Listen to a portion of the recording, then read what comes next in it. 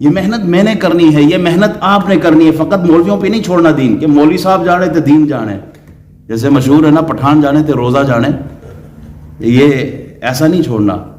دین کا کام ہر ایک پر ہے، ہر ایک نے دین کی خدمت کرنی ہے. ہمارے ہاں تو یہ ہے نا کہ میرے بتانے سے کیا ہوگا، میں اکیلا آدمی کیا کر سکتا ہوں. میں کہتا ہوں چھوٹی سی چنگاری کو اگر وقت پہ نہ بجھایا تو وہ جنگل کو بھی راکھ کر دیتی ہے. یہ چھوٹی سی چنگاری، اس کو بند کرنا یہ میری بھی ذمہ داری ہے، آپ کی بھی ذمہ داری ہے. وہ ٹھیک ہے وہ ابا جی کر رہے ہیں گھر میں بس وہ سنبھال لیں گے، نہیں، ایک دوسرے پہ نہ چھوڑے، ہر آدمی اپنا خود عمل کرے. ایک بادشاہ نے ایک تالاب سا بنایا نا، خشک جگہ رکھی، کہا کہ پورے محلے میں شہر میں اناؤنس کیا کہ سب نے دودھ لے کے آنا ہے رات کی تاریکی میں تاکہ غریبوں کو دودھ وقت پہ مل سکے. تو ہر آدمی جو ہے وہ ایک ایک بالٹی دودھ لے کے آئے. تو ہر آدمی رات کے وقت ایک آدمی اس نے کہا چلو بالٹی میری، ایک بالٹی پانی سے کیا ہوگا، باقی سارے دودھ لے کے آ رہے ہیں، میں بالٹی لے کے جاؤں کوئی فرق نہیں پڑتا، اتنے بڑے تالاب میں میری پانی کے ایک بالٹی سے کیا ہوگا. اور جب صبح کا وقت دیکھا، جب تالاب کے پاس پہنچے وہاں دودھ کا نام و نشان نہیں، سبھی بالٹیاں پانی کے لے کے آئے تھے. تو اس طرح نہیں، ہر آدمی خود سے شروع کرے کہ ہر ایک نے اپنے حصے کا دیا جلانا ہے، اپنے حصے کا چراغ جلانا ہے. ہر آدمی اگر چراغ جلائے گا تبھی محلہ، تبھی علاقہ روشن ہوگا، تبھی روشنی ہوگی. کلکم مسئول عن رعیتہ، ہر ایک سے پوچھا جائے گا اس کی رعیت کے بارے میں. اپنے گھر سے شروع کریں، دعوت اپنے گھر سے ہے. اپنے بچوں کی طرف دیکھیں، بیوی کی طرف دیکھیں، بیٹیوں کی طرف دیکھیں. کوئی نماز ہے نہیں، تلاوت ہے نہیں، اپنے گھر سے اس تبلیغ کی ابتدا ہونی چاہیے.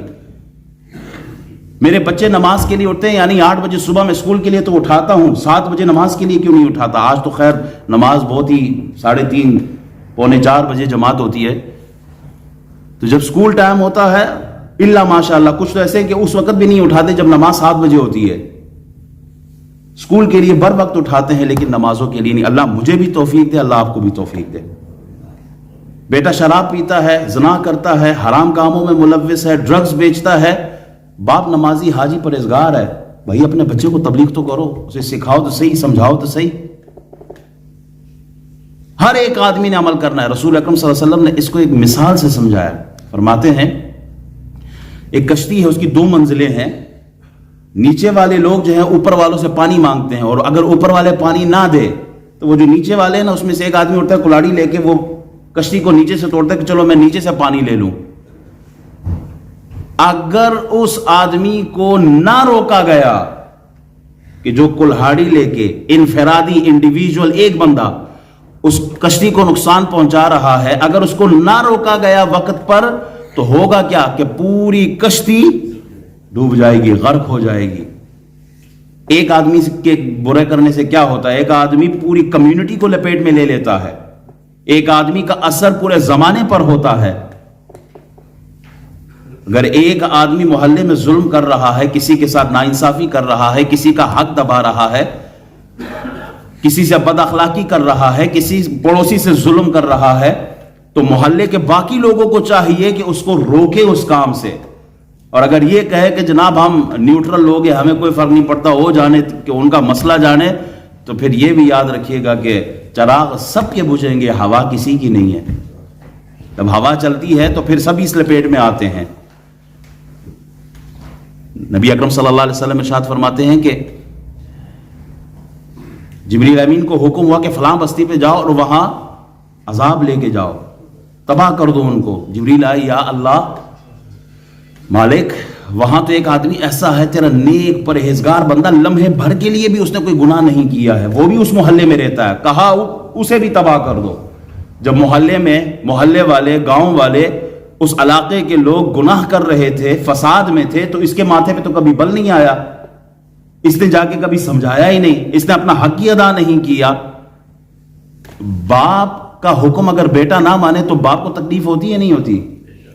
باپ کو تکلیف ہوتی، میرا بیٹا نافرمان ہو گیا. اس کو اپنے بیٹے کی نافرمانی نظر آئے، اور اگر وہی بیٹا اللہ کے حکموں کو نہ مانے اور اس کے ماتھے پہ بل نہ آئے تو وہ ظالم ہے یا نہیں؟ اللہ نماز کا حکم دے، روزے کا حکم دے، حج زکوٰۃ کا حکم دے، اخلاق کا حکم دے، اور وہ پورا نہ کرے تو باپ کے ماتھے پہ کوئی بل نہ آئے. بیٹا ڈرگز بیچتا ہو, بیٹا حرام کاموں میں ملوث ہو, ماں باپ دونوں خوش ہیں, ٹھیک ہے مال آ رہا ہے, that's what we want money, that's it, we don't know, we are not bothered about from where he is earning from. اس سے کوئی پرواہ نہیں ہے, بس مال آئے. یہ بھی تباہی میں ہے. مولوی صاحب ہماری کوئی نہیں سنتا, ہم کیا کریں؟ ہماری تو کوئی سنتا ہی نہیں ہے. کوئی شک نہیں ہے, اگر آپ کی کوئی نہیں سنتا آپ پھر بھی اذان دیں. مؤذن کا کام مسجد میں اذان دینا ہے, کوئی نماز پڑھنے آئے یا نہ آئے. مؤذن کا کام کیا ہے؟ اذان دینا. آپ اذان دے, باقی چھوڑ دیں, آپ کا کام اذان دینا ہے. ہدایت کس کے ہاتھ؟ ہدایت تو اللہ کے قدرت میں, ہدایت اللہ کے ہاں ہے. کسی مولوی پیر فقیر کے ہاتھ میں ہدایت نہیں ہے, اللہ کی طرف سے. امام احمد بن حنبل کو جب جیل میں ڈالا گیا نا, آپ 5 وقت کی نماز جیل کے اندر پڑھتے تھے, لیکن جب جمعے کا دن آتا تھا نا تو آپ مصلی اٹھا کے وہ پاٹک تک چلے جاتے تھے. تو جیلر نے کہا باقی ساری نمازیں جیل کے اندر پڑھتے ہیں اور جمعے والے دن آپ وہ دیوار تک, وہ پھاٹک تک آ جاتے ہیں. تو آپ نے کہا اللہ کا حکم ہی یہی ہے, یا ایھا الذین آمنوا اذا نودی للصلاۃ من یوم الجمعۃ فاسعوا الی ذکر اللہ وذروا البیع. ایمان والو, جب آواز دی جائے نا جمعے کے لیے تو چلو, یعنی جمعے کی نماز کے لیے چلنا ہے, چلو اس طرف. کہا میرا کام چلنا ہے, جہاں تک چل سکتا ہوں. پہنچنے کا حکم نہیں, چلنے کا حکم دیا ہے. تو میرا کام اس جگہ تک آنا ہے جہاں تک میں پہنچ سکتا ہوں. ہمارا کام یہ ہے کہ جہاں تک ہو سکتا ہے آپ اللہ کا حکم بیان کریں.